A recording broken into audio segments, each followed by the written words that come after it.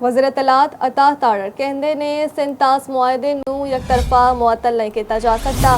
وزیر موسمیاتی تبدیلی مصدق ملک بولے پاکستان دے پانی ول ودن آلا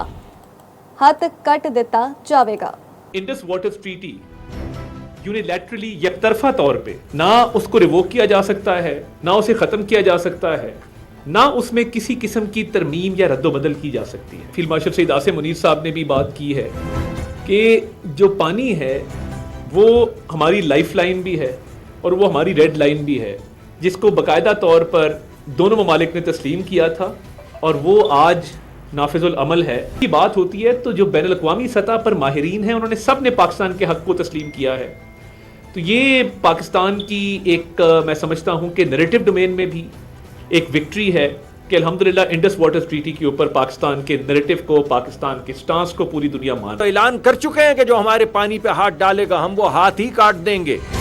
ہم تو یہ اعلان کر چکے ہیں، اور صرف اعلان نہیں کر چکے، 2 مرتبہ 1-1.5 سال میں دکھا چکے ہیں۔ نائلز کا پانی کہاں سے افریقہ سے شروع ہوتا ہے اور کہاں تک جاتا ہے، کبھی کسی کے گمان میں نہیں آیا کہ میں اس کا پانی روک لوں۔ اگر یہ سب نہیں ہو سکتا اور باقی کی دنیا کے اندر پانی بہ رہا ہے بغیر کسی ٹریٹی کے،